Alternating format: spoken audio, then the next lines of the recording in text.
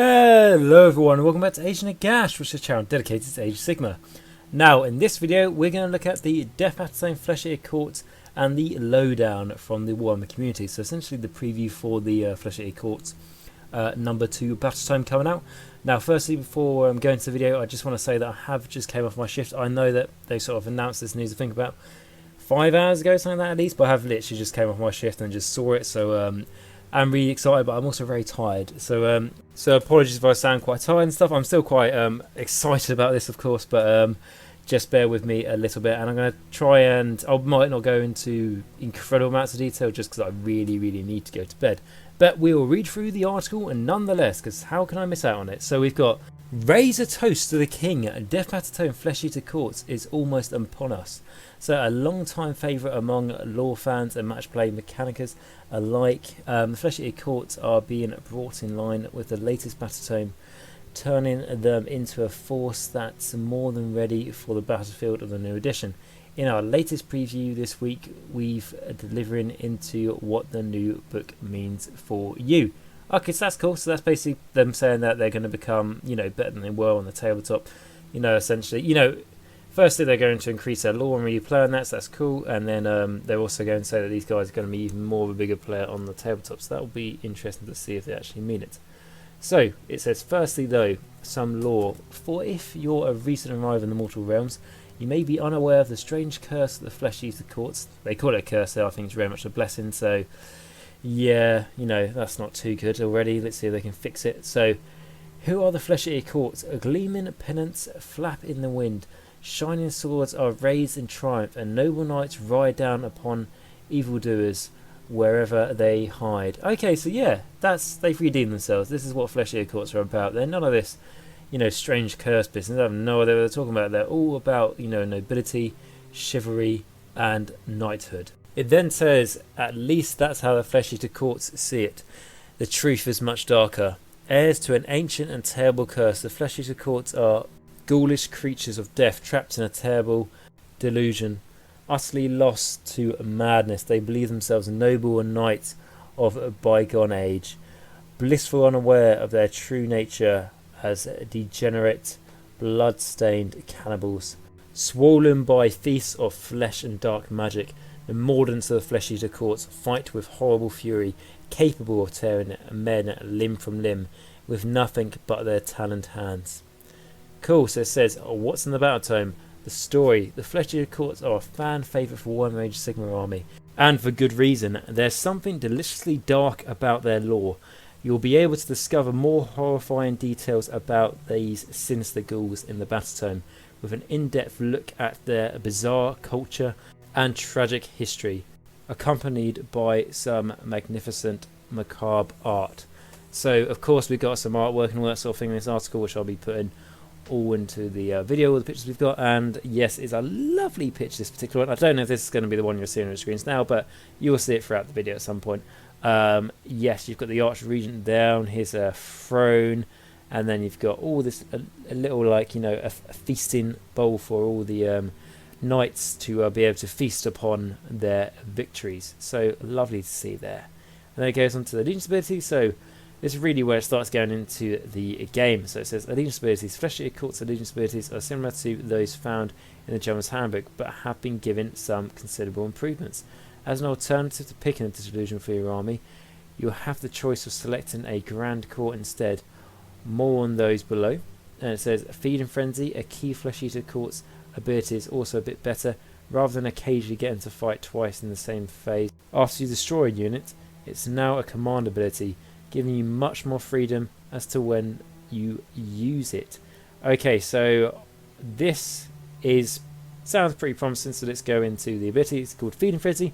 So you can use this command ability after a friendly Flesh-Eater Court unit has fought in the combat phase for the first time and is wholly within 12 inches of a friendly Flesh-Eater Court's hero, or wholly within 18 inches of a friendly Flesh-Eater Court hero that is a general. So if you do so, that unit can immediately make a pile-in move and then attack with all of its melee weapons it is armed with for a second time. You cannot pick the same unit to benefit from this ability more than once per phase. Okay, this is really, really, really good. As the command-based flesh-eater courts are basically your standard 3, you've got where you automatically run 6, you reroll your dice charging or inspiring presence, and then the flesh-eater courts being basically you can summon small units onto the board edges, which are quite useful for summoning a Vargolf, Tengals, that sort of thing. However, we didn't have really anything in between. Now we've actually got something that's incredibly improved their combat effectiveness. I was talking about my horrors, how you can give them, if you're really lucky, all things go well. You could give them a maximum of 7 attacks each, reroll or failed hit rolls. If you play it right, you can get the rerolls on the wound rolls. Again, all this requires a luck, but if you can get that off, that's reroll or failed hit rolls, reroll and failed wound rolls, 7 attacks doing 2 damage each. You get any 6 to wounds, they do 3 damage. I know you could say, but you could put this on a unit of massive ghouls and give them, an extra 4 attacks potentially if you're really lucky through spells, and then they'll be attacking twice and there'll be an insane amount of attacks. And yeah, it would be, but for me personally, I just love the idea of doing an insane amount of attacks that do damage to. And with this spell, being able to do it twice is massive. This, sorry, I don't mean this spell, this command ability. And the reason why I call it a spell for a second is because it reminds me a lot of the Dance Macabre spell from the Necromancer. Now, when I used to run Flesh Eater Courts for the first time taking to tournaments, I used to have a Necromancer in my army, because his spell, Dance Macabre, worked on the Flesh Eater Courts, making pile and attack twice, and it was a huge, huge bonus. But his spell no longer works that way because it can only be on Summable units, and Flesh Eater Courts, at the time of this recording, most of the units lost their Summable keyword, so he can no longer do that. However, it's fantastic to hear that we can have this ability back. And Feeding Frenzy, I've reviewed it before, and I'm not a massive fan of Feeding Frenzy. It's just too random. I think I maybe got off a couple of times when I remembered about it. It just wasn't very good. I mean, if you got it off, yeah, amazing, but you had to destroy an enemy unit, then you had to roll 6, and you had to make sure there was another enemy unit within 3 inches of you for you to be able to do that. And if there is an enemy unit within 3 inches of you and you've just destroyed another enemy unit, chances are there's not going to be much left of that unit you're going to attack.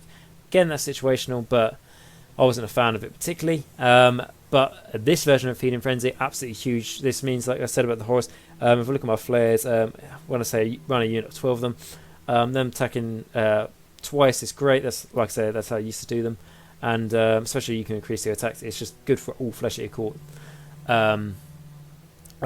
units. So, to be fair, I am obviously going to read the Battletome stuff first, but this is making me think maybe I'm not going to do a 2,000 point army. I'm going to obviously play 2,000 point games, but maybe take a 1,900 point army just to give me a couple of those command points left over, or maybe even a bit less, depending how the list builds. Probably not too less, because I imagine when this book comes out, you're going to go, I want to fill that and that and that and that to give all this synergy off. So see how that goes. But I think putting yourself down like at least 50 points under to give yourself that extra command point could really, really help you out. Definitely, especially like on turn 2 charges sort of things, where you really need to do a lot of damage to the enemy. That Feeding Frenzy command ability could be great. Really, really happy with that. Generally, really, really good. Okay, so it says effectively, if you've got the command points, you'll be able to seriously pump up the offensive capabilities of your forces. We'd recommend taking a maximum size units or something powerful like Cryptoids for the best possible result. Okay, so that's them saying exactly what I was saying there. Like, it was great, like you put it on ghouls, but for me, you take a unit of 12 Cryptoids. And what I will say, guys, this example I'm going to give again, it's going to be incredibly unlikely for you to be able to do. Well, I say unlikely, you're going to need a lot of luck, and it's not always going to come out, you can't guarantee it. However, I will give you this very rare example of how good this can be. So, you've got your unit of 12 horrors, and I know people go, well, that's just too big, not me to attack in combat phase. All those sorts of things, they can't all pile in, their range of the weapons isn't good, so all that sort of thing. Yeah, they might not all be able to attack. However, that's not why I take them units of 12. I take them units of 12 because it doesn't matter how much damage the enemy fucking does to that unit, they're not going to wipe it out, and that's the main thing. It doesn't matter if they get them down to one model left in that unit, Inspire and Presence the fuck out of it, and bring all the models back in your next turn. A lot of the times, that can happen, and it's really good. So that's why I say you take them unit of 12. Let's say, perfect case scenario, you charge a massive front line in the enemy. You're getting 7 attacks to them, you're really lucky with that. You're also getting your, every single one of them is attacking. You're going to be 7 attacks, and the champion gets an extra one. So that is going to be 85 in a unit of 12. And if they've got this command ability, times that by 2, so that's 170 attacks. and reroll on all failed hit rolls, which you should be able to do, but still in the new Battletome. Making some of the reroll failed wound rolls, so you've got the Abhorrent Ghoul King on Zombie Dragon behind to do that with his Feeding Frenzy spell. It's a spell, this one. And then any wound rolls of 6s do 3 damage. All the other normal ones have no rend and 2 damage. So like I said, an incredibly unlikely situation where you get all those off and it's amazing. However, if you do manage to get that off, let me just repeat myself, that's 170 attacks, reroll on all failed hit rolls, some reroll on failed wound rolls to make sure everything's in range, and no rend and at least 2 damage, potentially 3 damage. Yes, I'm sure you guys are probably listening to this and you're thinking like, well, that's not a very realistic scenario and this, that and the other, and it's not, but it's the potential. And I can tell you, when I choose to have units in one of my armies, let's say I do play competitively, I do say that. However, the unit I'm picking is going into my army because I want a fun unit. I don't want to have an army where it's like, oh, well, this does really average things. It's not bad, but it's not amazing. It just does what it does, and that's my cool unit. I don't want that. I want things like, where it's like, oh, you chain all these spells on and all that sort of thing. This unit can be devastating. Yeah, you've got to get all the spells off, and you've got to roll like the best result for those spells to be able to make them as good as they can. But if you can, then that unit's making, unit of 12. They all get into combat. They're making, like I said, 85 attacks. You put this command beard on them, which is going to be pretty easy to do. That's another 85 attacks, 170 attacks. Like I said, that's incredibly unlikely. But that's why I really, really, really, really love this Feeding Frenzy command ability, and I'll probably be doing it a lot. So, yeah, I'm going to move on to the other stuff now, because I think I've talked about that far too enough, and I haven't really probably talked about the negatives about that. I've just talked about the positives, but that's all good because we are all excited for the new Battletome, and we don't want to point out any negativity. Right, okay, on to the next bit. So it says Grand Courts. So Grand Courts are one of the coolest new features for the Flesh Eater Courts, giving you further options for customizing your army and adding extra thematic depth to the Manic Cannibals. Okay, it then says, chosen when writing your army list. Grand Courts represent the distinct subcultures of Flesh Eater Courts across the mortal realms. The Blister Skin Grand Court, for example, are scorched cannibals from Ashir who worship the realm of light. Dedicated your army to them and you'll get loads of nifty abilities such as higher move characteristics and extra command points. So we've got blistering speed, so add 2 to the movement characteristics of blistering units. Okay, that's really good because that means your flares now moving 14 inches, your crypt ghouls moving 8 inches, and your crypt horrors are moving 9 inches. So that is massive. Your crypt horrors are potentially like heavy cavalry at that point, which makes them pretty good. As I think a lot of the heavy cavalry has like movement of like 10 or something. So yeah, that's pretty good there. And like I said, make his crypt flares almost as fast as Sinesh units at that point. But however, that is good, but because they're changing all the disillusions around as they bring in the courts, it makes me feel like Blistering Speed might get rid of the Crusading army disillusion that I really liked, and the one I think a lot of people liked them because it just allowed you to re-roll all failed charge rolls, and rumbles was absolutely amazing. I feel like they're getting rid of that, but because obviously how they're replacing all the disillusions for the Flesh Eater Courts will probably get a change, and that's something we're going to see as they are replacing them with these courts. So that's Blister and Speed, adding 2 to the move characteristics of Blister Skin units. So I presume that's going to be all the units in your army if they're under that court. Then the next one is Hellish Orator. So if the general is on the battlefield at the start of your hero phase, roll a dice. On a 4+, you receive 1 extra command point. That's really good. That's a 50-50 every turn for you to get an extra command point as long as your general alive. So your general's alive the whole game. That gives you 5 chances to get extra command points. Bear in mind that let's say you get the bad average of that. That means in 2 of your turns in the game you'll be getting command points as long as your general's alive. On average, that's the bad average.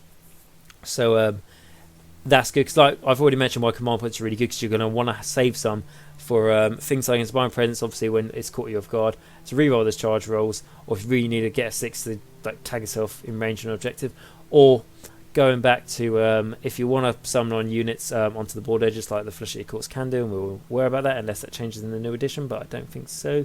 I haven't seen that yet. And finally, the Feeding Frenzy command ability that I've just spent ages talking about. That's why you really want to have spare command points in your army, so you can use them for all of these options. It's just going to make your battle plan a lot more. Well, I say your battle plan, I mean your game plan a lot more.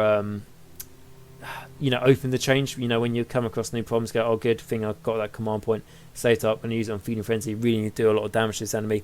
I've managed to do the damage to the enemy. That's helped me out so much. So yes, getting extra command points is absolutely huge, and especially the Flesh Eater Courts, they've got a lot of stuff going on.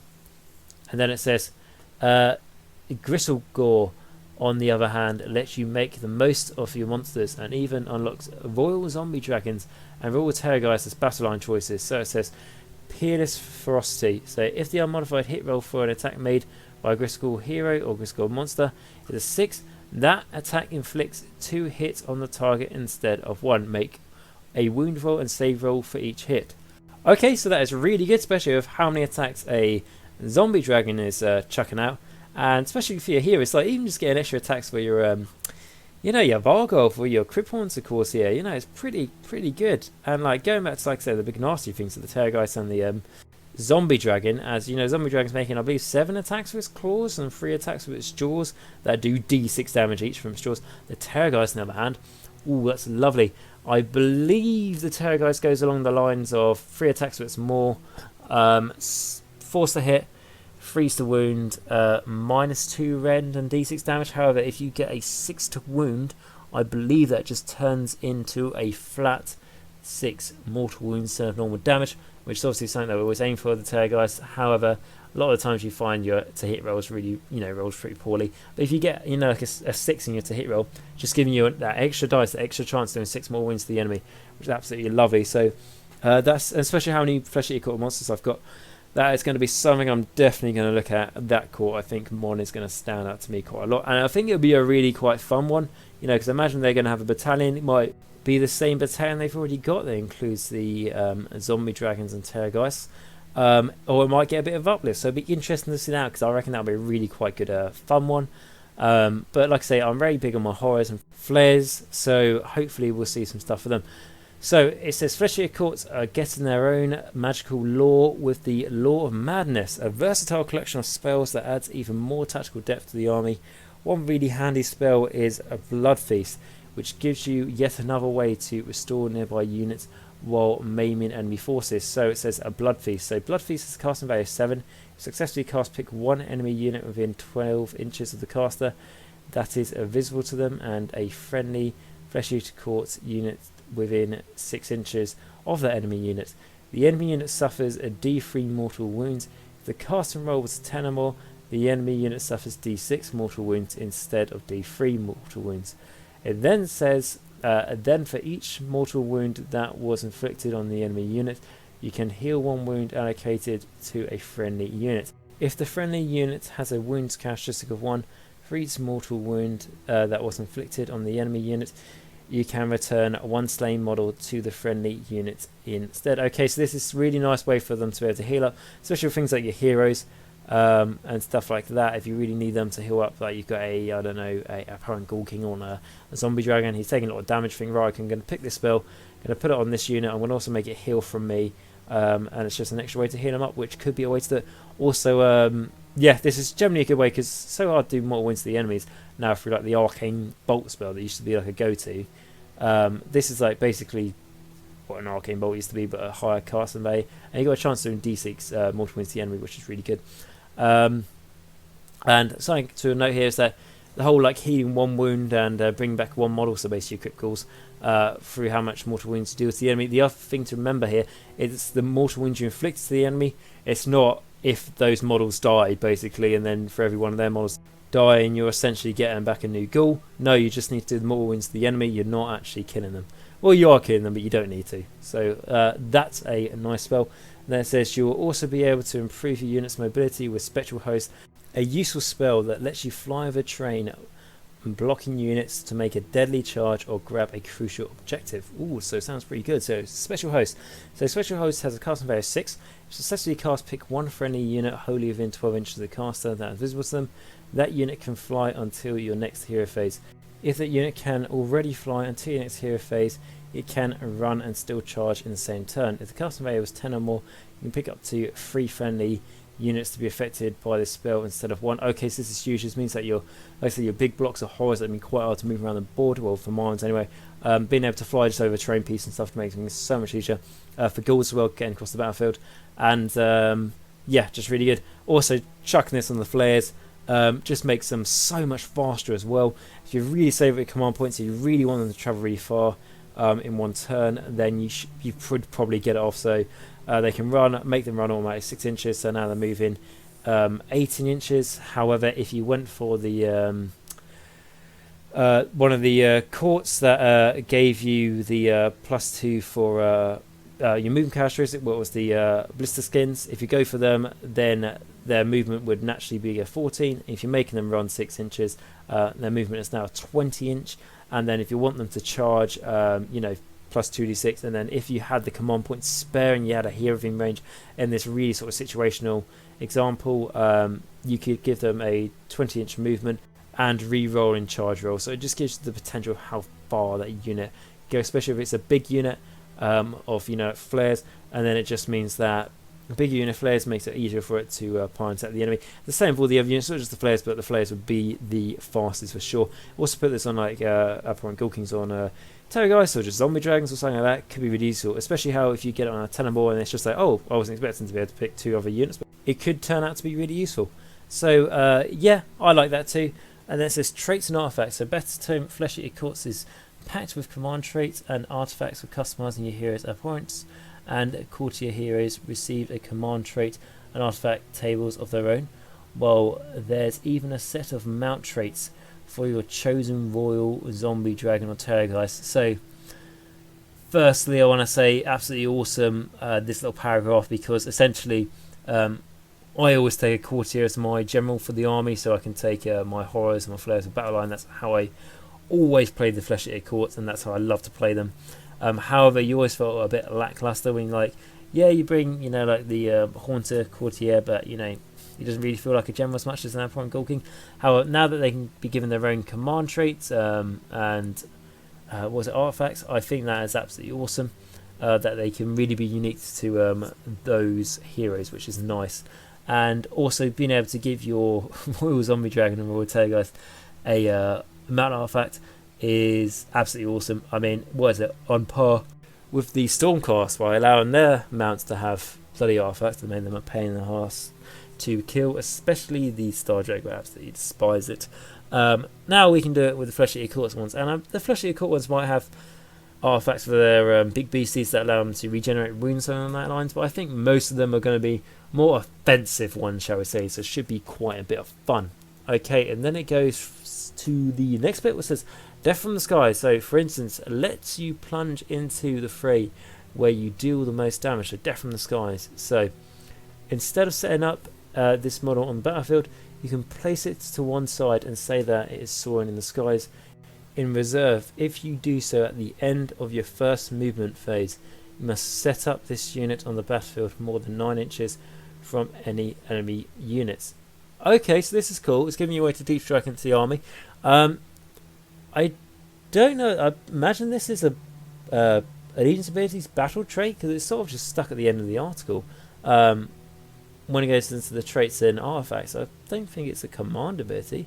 But actually, looking at it again, maybe it is, because it says instead of setting up this model on the battlefield, you can place it to one. Oh, so I thought that was like when you're setting up units. In deployment phase, no, it's just the bearer of this artifact or the command trait. By the looks of things, he can come down somewhat, which is okay. And it might turn out to be really good, because I don't have the new book, so I can't look at how all the synergies are going to work. But for me, I think it's going to be better artifacts. Their command traits.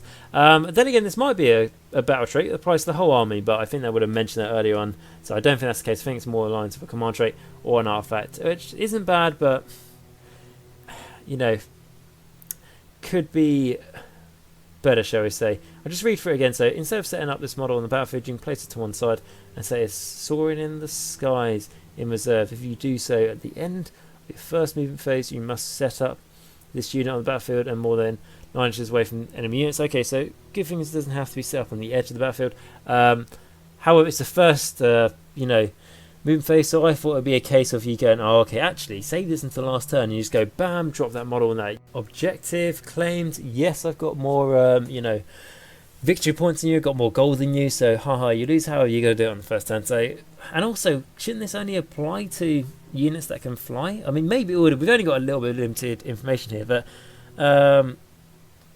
yeah, I presume this is a command trait or an artifact, and I think there's probably going to be better ones. However, if it was a battle trait for the whole army, that would be awesome, but I doubt it. So going on to the next bit, it says, we've just scratched the surface of what you'll find in the new Flesh Eater Court Battletome.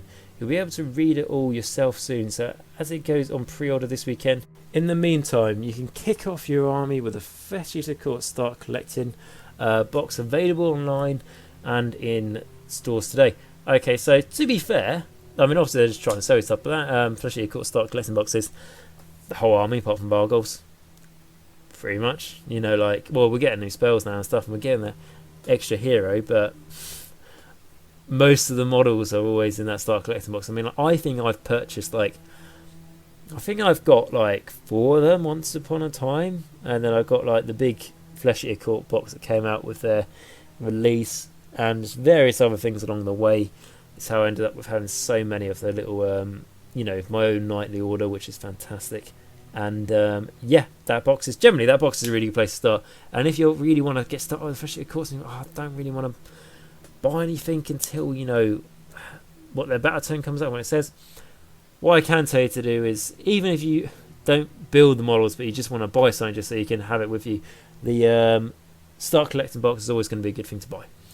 For sure. So that was the article, guys. I know I said I wanted to do this quite shortly and ended up going into rambling stuff a bit, but I think that's partly because I'm tired as well. But generally really excited about this, so hopefully that's sort of came through in the video. Apologies if voice sounds a little bit different, got a little bit of a sore throat going on as well, so try not to show that too much.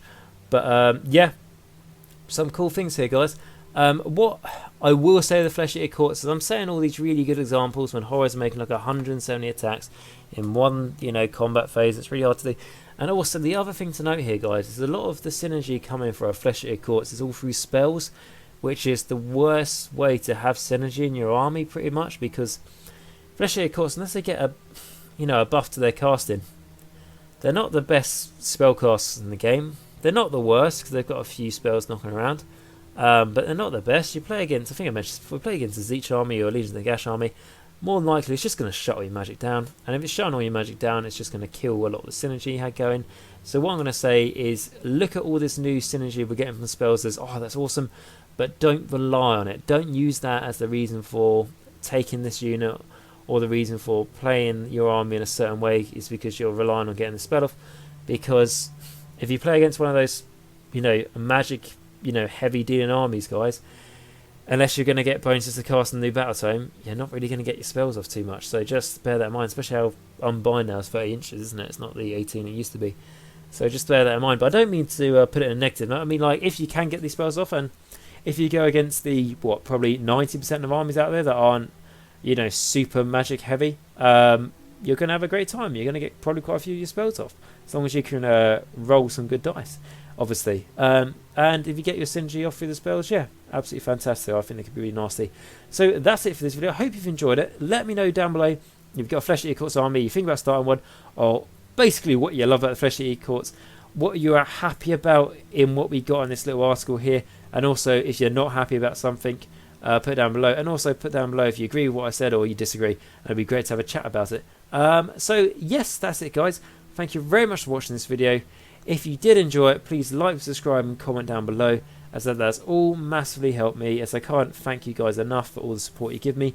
And I have just gone over like 900 subscribers now, which is absolutely incredible, guys. Absolutely amazing. Like I say, if you're a new subscriber, there is a giveaway I'm doing, which I'll release on the 15th of February.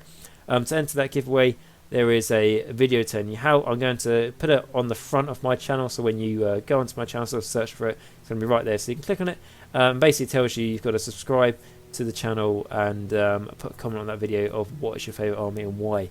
So yeah, if you haven't done that already, guys, make sure you do. Wouldn't want you to miss out on the competition. And yeah, that's pretty much it, guys. So like I said, thank you very much for watching this, and until next time, remember, Nagash is all, and all is 1 in Nagash.